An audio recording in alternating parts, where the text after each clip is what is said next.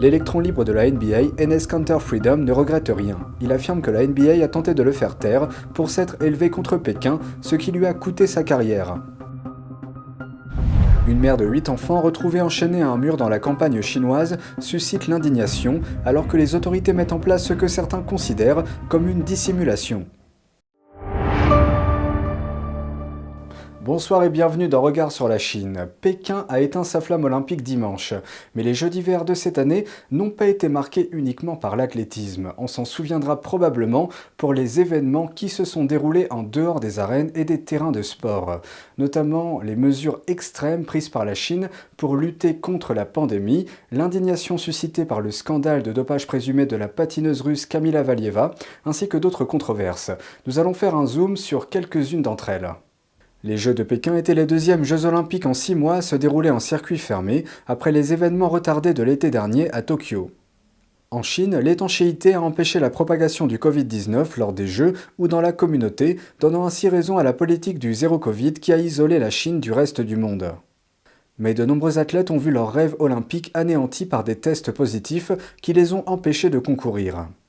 La Chine a toutefois été épargnée par les protestations embarrassantes de ses concurrents concernant son traitement de la minorité musulmane ouïghour et les milliers de journalistes étrangers présents sur place sont restés dans l'ombre, incapables de faire un reportage plus large. Mais le plus grand héritage des Jeux sera la controverse entourant la patineuse Valieva, qui a échoué à un test de dopage en décembre, mais dont le résultat n'a été révélé qu'1 jour après avoir aidé son équipe à remporter une médaille olympique. Bien qu'elle ait été autorisée à participer à sa dernière épreuve de patinage en simple, Valieva a trébuché sous la pression. Et dans l'arène sportive américaine, l'agent libre de la NBA, Enes Kanter Freedom, s'est exprimé ouvertement sur les violations des droits de l'homme en Chine. Il dit que la NBA a essayé de le faire taire pour s'être exprimé contre le Parti communiste chinois. Mais il ne regrette rien, même si cela lui coûte sa carrière. Ces derniers jours, Enes Kanter Freedom a reçu un accueil chaleureux de la part des sénateurs du Capitole. Ce soutien intervient après que les Houston Rockets ont renoncé à l'avoir dans l'équipe. Freedom a publiquement condamné les violations des droits de l'homme commises par le Parti communiste chinois, notamment les prélèvements d'organes. Il affirme que les autorités chinoises et la NBA ont porté une attention particulière à son cas et ont également essayé de le faire taire. Il y a 2 ans, lorsque le GM des Houston Rockets a tweeté sur Hong Kong, la NBA a voulu faire taire tout le monde.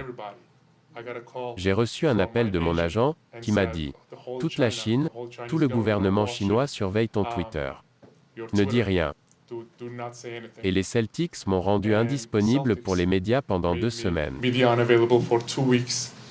Lors d'une cérémonie de remise de prix à Washington, Freedom a expliqué pourquoi il a commencé à se focaliser sur la Chine. Et tout a commencé lors d'une session de basket l'été dernier à New York.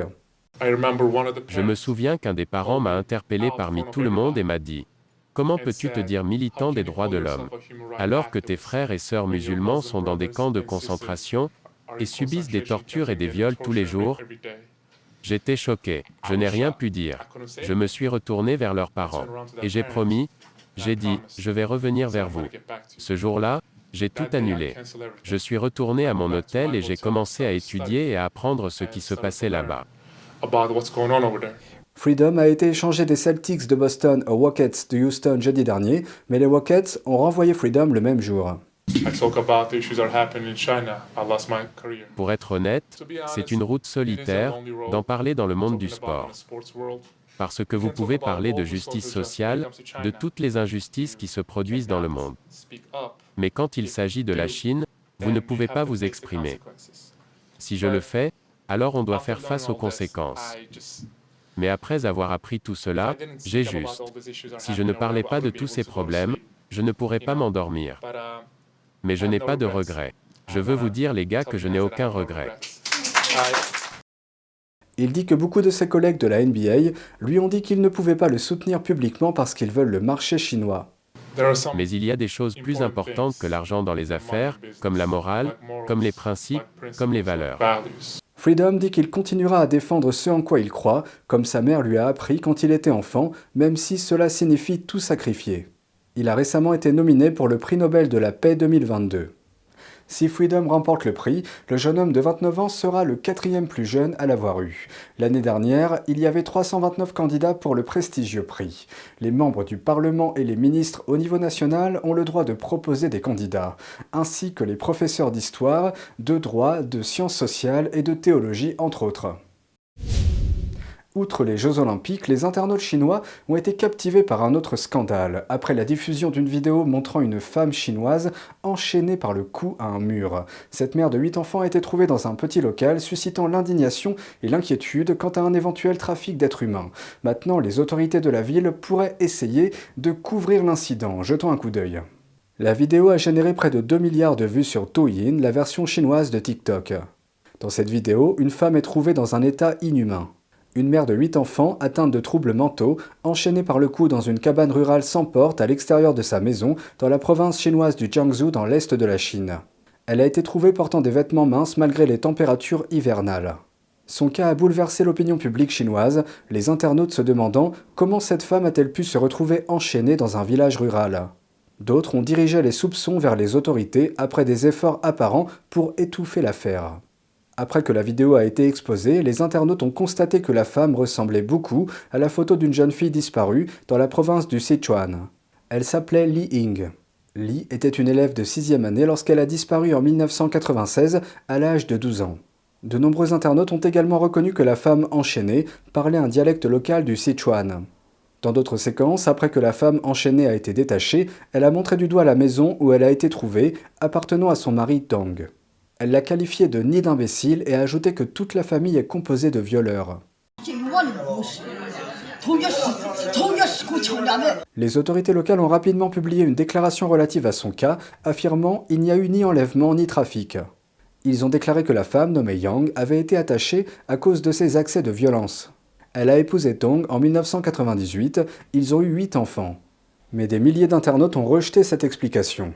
Au lieu de cela, ils se sont demandé comment la femme avait réussi à mettre au monde 8 enfants dans le cadre des politiques strictes du pays en matière de naissance qui limitaient les familles chinoises à un seul enfant jusqu'en 2016. D'autres ont remarqué la perte des dents de la femme et le bout de sa langue apparemment blessé. Ils ont demandé si elle avait été maltraitée ou victime de la traite des êtres humains. Les discussions deviennent si animées que les plateformes de réseaux sociaux en Chine commencent à les censurer. Le compte appartenant au blogueur d'origine, qui a partagé la vidéo pour la première fois, a été supprimé de Douyin. Les comptes qui l'ont rediffusé se sont vus interdire la publication de nouveaux contenus. Mais l'incident a pris une tournure inattendue après que les responsables locaux ont publié une autre déclaration réfutant leurs propres explications antérieures. Ils ont admis que Yang n'était pas son nom et ont déclaré que le vrai nom de la femme était Xiao Huamei, traduit par petite fleur de prunier. Ce nom a immédiatement suscité de nouveaux soupçons car il ne ressemble pas à un nom chinois standard. Les autorités ont poursuivi en disant que la femme aurait disparu d'un autre village du sud-ouest de la province du Yunnan, près de la frontière avec la Birmanie ou Myanmar. D'une manière ou d'une autre, elle s'est retrouvée enchaînée et gelée à des milliers de kilomètres de chez elle. Comment a-t-elle été portée disparue ? Selon la déclaration officielle, elle a été amenée dans la province du Jiangsu pour un traitement médical en 1996 par une villageoise locale à la demande de sa mère. Une fois à Jiangsu, Xiao, 12 ans, a disparu. Ses 2 parents sont aujourd'hui décédés. Une maladie parodontale a été attribuée à la perte de ses dents. Les internautes ont à nouveau contesté cette explication. Un sceptique apparent a écrit en ligne « Pourquoi une mère confierait-elle sa fille à une inconnue et lui demanderait-elle de l'amener pour des soins médicaux si loin de chez elle ?» Pour l'instant, la femme enchaînée, qui selon les autorités est Xiao Huamei, est toujours hospitalisée pour recevoir des soins liés à la santé mentale. Elle ne peut pas accorder d'interview aux médias. Son silence a suscité des interrogations quant à son identité. Exigeant des réponses, les internautes chinois ont eux-mêmes creusé l'histoire, parmi eux les meilleurs journalistes d'investigation du pays.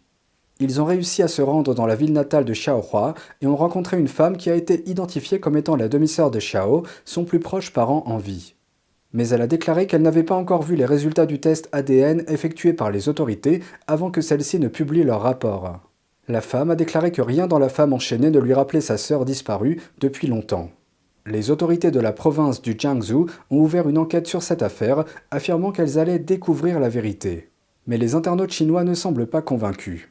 Les déclarations officielles précédentes, qui selon les internautes chinois présentent des lacunes, semblent indiquer que cette histoire est loin d'être terminée. C'est tout pour aujourd'hui, merci d'avoir suivi Regard sur la Chine. On se retrouve demain pour une nouvelle émission. Prenez soin de vous et à bientôt.